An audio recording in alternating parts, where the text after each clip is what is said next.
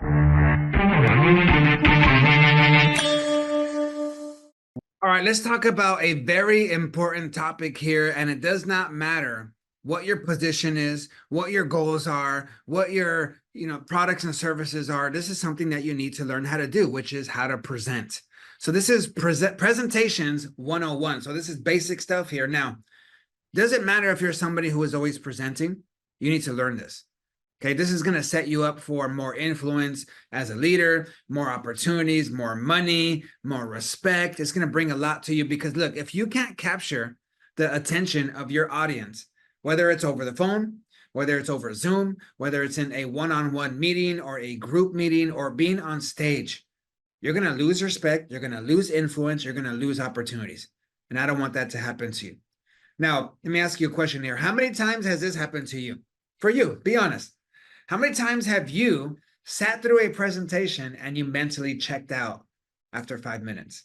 I mean, even though you're like looking like pretending like you were listening and enjoying, even when you have a smile on your face, you weren't there. You're thinking about something else. You're thinking about what you needed to do, what your team was doing. You're thinking about what you're going to eat for lunch. Come on, be honest here. How many times have you done that? Now, it's not just you. Okay, because 91% of professionals admit to daydreaming during meetings. Now, whose fault is that? It's because the presentation is boring, right? That's what's often to blame is the presentation, the presenter is boring and not doing a good job to be able to present and communicate and get the attention of the audience. Now, this is what I want to prevent you from getting stuck in. So this training here, it's going to help you to create and deliver a presentation that captivates your audience. It's going to help you to drive your message, what you really want them to take. It's going to help them to really receive it and remember it and leave a lasting impression and leave a lasting impact no matter what your topic is. That's what this is going to help you to do. I'm going to give you 3 very practical, simple things that I want you to think about. Make sure you're writing it down, taking notes so that you can apply it and put it into practice, right? And I'm going to give you some practical tips on how to do each one. And again, I'm going to make it simple because complexity is the enemy of execution. And you're going to have to learn this for yourself when you're presenting, because if you make it too complicated, people are not going to do something with it. It's going to go over their head. So it's not about you sounding really cool and profound and really smart. No, it's about you capturing their attention and getting your message across. Okay. So 3 things. Here's the first one. First thing, probably the most important, especially in the beginning, is to start with a hook. Start with a hook. Now, what does that mean? Now, recently, my son has started to go fishing.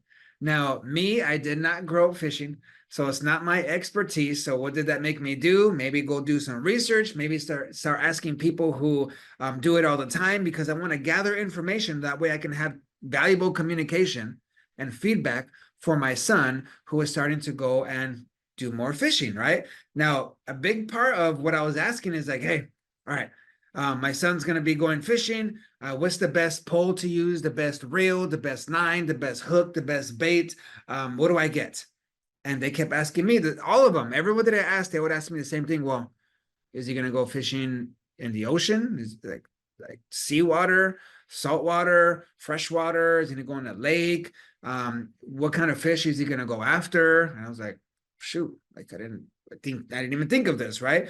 But then as they started to ask this, like, well, duh, yeah, like this makes a big difference on what kind of pole, what kind of bait that you're going to put on to attract that type of fish. Same thing here when you're presenting. So if you're going to be starting with a hook to get the audience's attention, you have to know your audience. You have to work with the end in mind first. Like, okay, this is my audience. This is what I want them to learn. This is what I want them to take away. And this is what I want them to do with this information. So that's how you have to start with it first, before you even start to create your presentation. You start with the end in mind. Now that I know, okay, my son's going to be going in a lake. He's going to be going for trout, right? That's where he's going fishing. So now they're able to tell me what kind of pole, how strong the line needs to be, what kind of reel, what kind of bait, what kind of hook is going to be best to attract and hook that type of fish. Same thing for you when you're presenting, because this is the truth. I want you to write this down. Audiences will decide in the first 30 seconds whether they're going to tune in and lean in and want to listen and be interested, or they're going to tune out and zone out and glaze over in the first 30 seconds. So you have to be able to hook them in quickly. Now, how are you going to hook them in quickly? You have to know what bait to use. And this is the bait that you need to put on no matter what the audience is. Okay. Yes, you can be more specific as to the information you're going to give in the hook, but you need to understand that this is just normal psychology here. That people have their brains on a specific station. You know how your radio has a station or your TV has a station? There's different stations. Well, people have their minds on the same station most of the time. And you know what station that is? It's called, write it down, WIIFM. WIIFM. That's the station. It's What's in It for Me. Have you heard that one? What's in it for me? That's the station that everybody has their minds on most of the time. Okay, what's in it for me? What's in it for me? We have this like selfish thing of like, what's in it for me? And more specifically, in how is this going to remove pain from my life, or how is this going to bring pleasure and results into my life? What's in it for me? Remove pain, bring pleasure. What's in it for me? So this is what you need to start your presentation with. Don't start it with like, okay, my name is Richard Martinez. I have been training for over 20 years in over 25 nations. I have a doctorate in self-development and leadership. And like people are going to be like, oh, tuning out, you're losing me. Why? Because I'm making it all about me. I need to make it about them. I need to make it like how this relates to them. And I'm going to give you some tips right here because look, you need to start with a hook that grabs their attention immediately. You have those 30 seconds to get their attention on what's in it for them. So here's an example, things that you can do. You can ask a thought-provoking question, something to get them to, never thought about that, or let me think that through because that's a good question to ask. Good questions, thought-provoking questions can be a good way to hook your audience. So here's an example. Did you know that 70% of people forget a presentation within 24 hours? People are like, wow, that's a high number in a very short time. 70%, 7 out of 10 people will forget my presentation within a day. Damn, how am I going to fix that? How am I going to make sure that they get this most important information, right? And this is what this thought-provoking question is about. And even for you, because this is presenting 101, right? Or here's another one. Share a surprising statistic, right? And as a hook to get their attention, like this.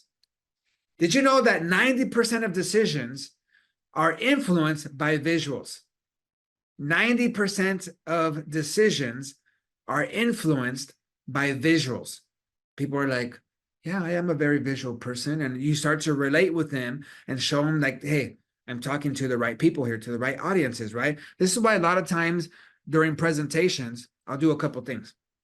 I can use some props, right, for your audiences to get them intrigued. When I'm talking about, lovebird personalities, I'll bring these out, or I'm talking about how to connect and get on the same frequency with others. I'll pull out one of these tuning forks here that creates a frequency, right? And I'll use these as examples and illustrations, but you can also use your words in a very descriptive way, telling stories, but share it in a way where you get them to see what you're saying. You get them to see it because people are visual people. Like for an example, I'll say apple. And what happened? You pull up an apple in your brain, right? So see, people will see in pictures, but when you're presenting, you have to use descriptive language and share it in a way that's fun, that's engaging. And they're like, oh, I can see it, right? You want them to see what you're saying. Because why? 90% of decisions are influenced by visuals. And you can do this with words. You can do it with props. You can do it with visuals on your presentation. You can do it with little short clips of movies. Be creative, right? But this is just a way that you can start it. Here's another thing. Start off by telling a story. Like for an example, let me tell you a quick story about the biggest presentation mistake that I've ever made. That's a good way to start, right? And then I share my story of the biggest mistake that I've made as I was presenting, right? And now you have them locked in to be like, oh my gosh, like let me hear his biggest mistake because I don't want to make that freaking mistake, right? I want to learn from this so I don't have that pain. I don't want that pain of being embarrassed on stage or like, man, and me sharing it makes them, me relatable. That's a good way to hook them in right in the beginning.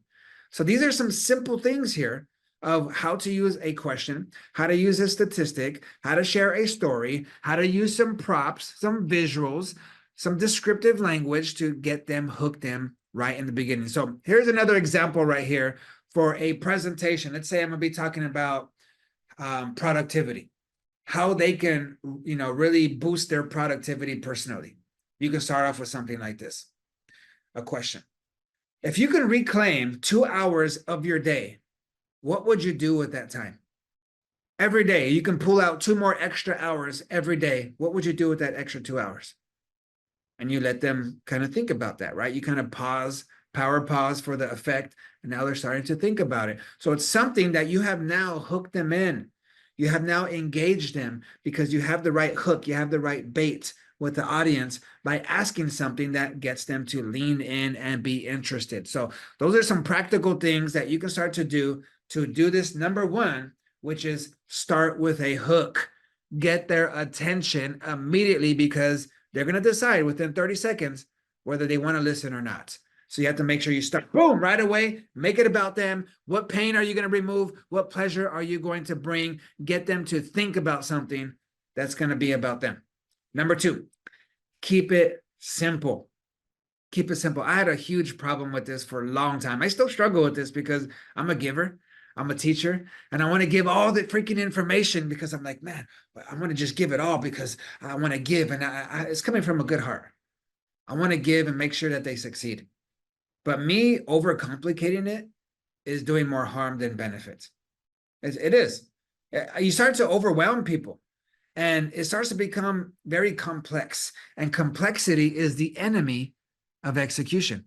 That's another one you should write down. Complexity is the enemy of execution. So if it's complicated, if I share way too much and I overload them with slides and ideas and information and just too much, they're not going to retain all that. And I'm just wasting their time and it's going to be very frustrating for me and them because we're not going to see results. So what you need to do is make it very focused, very clear, and very simple. So here's some ideas right here, some practical tips. There's something called the 10-20-30 rule when you're talking about presentations. 10-20-30 rule. No more than 10 slides, especially when it's like a 20-minute talk. Okay. If it's going to be a longer talk, then more slides can be very beneficial, especially if you have more visuals and things to show them what you're saying, proof. Like if you have results, numbers, things like that, show them what they're saying because it creates more credibility. It creates more engagement. So if you have a longer presentation than that, then use more slides. Okay, use visuals. You can use little video clips, you can audios, you can use images, you can use graphs, things like that that help them to see what you're saying because people really like that. So back to the 10-20-30 rule. If it's a 20-minute presentation, 10, 20, 30, no more than 10 slides for a 20-minute talk at a 30-point font for the size because you want them to be able to see it. So you don't want a bunch of text on one slide, like 5 different bullet points on there where the whole thing is like a freaking book and they're trying to read it and you're talking and they're trying to read it. It's very distracting and you're going to lose their attention. You're going to lose it. So that's just something simple to think about. Okay. 10-20-30 rule, no more than 10 slides for a 20-minute talk and at a 30-point font, the size. Next one, use visuals over text. Now, if you have, text that you want to share certain bullet points, okay, great, but don't share a lot. Use those bullet points for you to go off of. Like if there's a presentation behind me, I can look at the point and it triggers me as a presenter to know what to say and talk about there, right? And this is why us as presenters, we need to study these things before. So we're not like having to look at our notes the whole time. No, you want to be able to see a bullet points that triggers you to be able to share that information and have some visuals that go with that. You can have some kind of chart, some kind of image, something that goes with what you're saying to help them to see it. Another thing is present one idea per slide. One idea. Don't share 5 ideas on one slide because it's too much. One idea per slide. Use a clear, actionable language that gets them to move and want to do something with that one idea. So here's an example. Instead of a slide that has all these bullet points and one image per text, you can have something that says focus equals success. And that's one slide. Focus equals success. And it's something that's visual, it's something that's nice, something that somebody would want to take a picture of. And then you break that down with your presenting. You share what focus is. You share how that's going to relate to success in what they're doing, right? That's where you present more information, but on the slide, you're not going to have too much. All right, point 3 here. Point 3, we already talked about start with that hook. We talked about how to keep it simple, right? I remember somebody a long time ago when I would have this problem, it's probably about maybe 15 years ago, I had this older man who was very good at presenting, and I was going to some coaching from him. And he's like, hey, you ever heard of the KISS, the KISS method? KISS method, the KISS method? Like, no. Keep it simple, stupid. Keep it simple. I was like, oh, yeah, keep it simple. Okay, because I want to give too much information. So again, second point is keep it simple. I'm not going to call you stupid, but you know what I'm saying, right?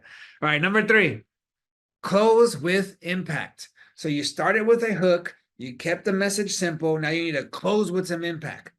So here's the problem. So many presentations, they're very weak. They end weak. They end like you're building, then it just drops at the end. You're leaving the audience unsure on what to do next, what to do with it. You don't get that standing ovation. Maybe they would like kind of just, hey, I'm glad this is over, right? No, you want them to like have a high energy. You want them to leave feeling good at the end, which means you need to finish strong. You need to have clear call to action, something that's memorable for them to take away.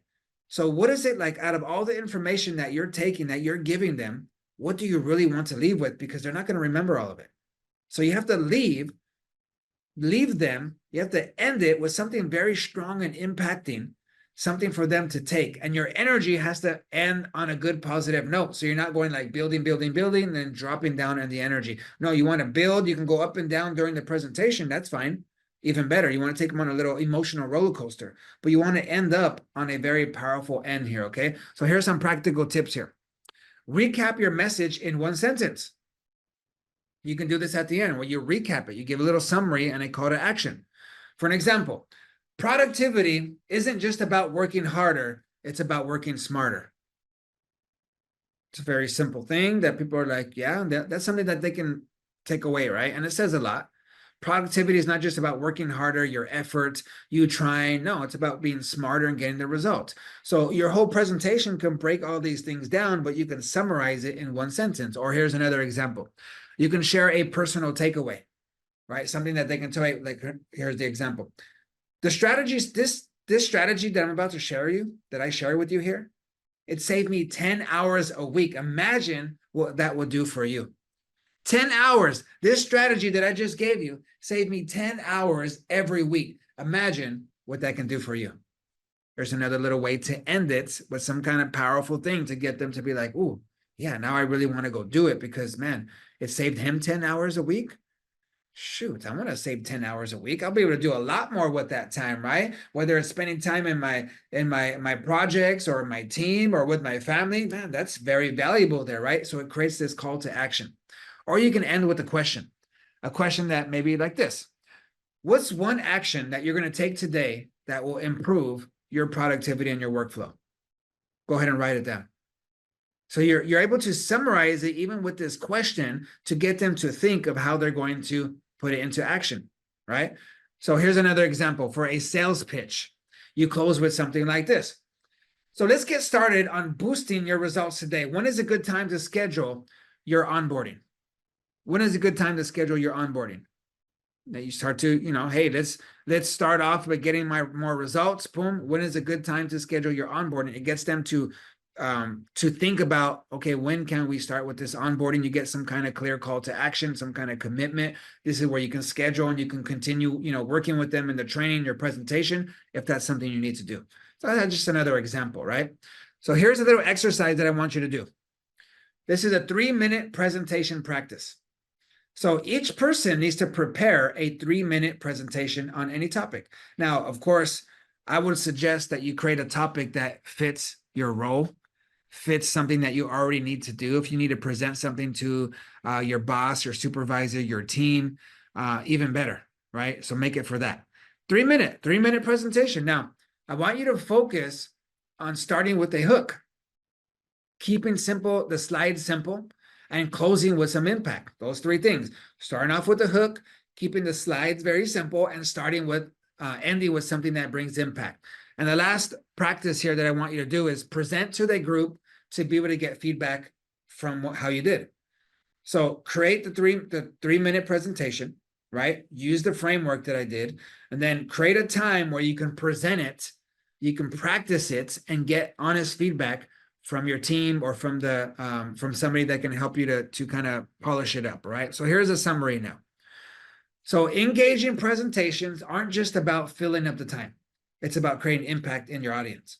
Again, what's in it for them? What pain is it going to remove? What solution and what benefits is going to bring for them, right? So start with a hook, keep your message simple, and have some very powerful closing statements that drive them to want to go take some action with it. Every presentation is an opportunity to showcase your influence, to showcase your productivity, to showcase your value, to showcase your leadership skills.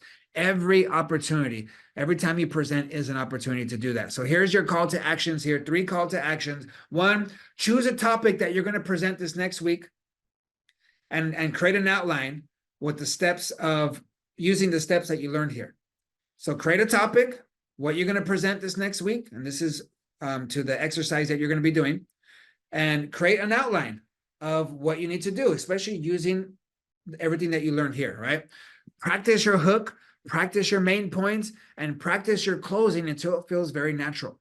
I know for me, something that I do, I'll take my voice recorder and I'll practice on myself. I'll record the audio and then I'll listen to it and I can hear like, oh, I'm saying like, or I stuttered on that part, or man, I said that too many times. I couldn't cut that part out.